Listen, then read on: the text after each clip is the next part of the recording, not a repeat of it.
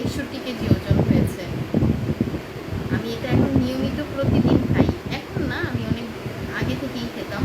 আমার কাছে খুব ভালো লাগে। যারা যারা স্বাস্থ্য নিয়ে চিন্তিত আছেন তারা আপনারা অবশ্যই এই অর্গানিক স্লিমিং টিটা খাবেন।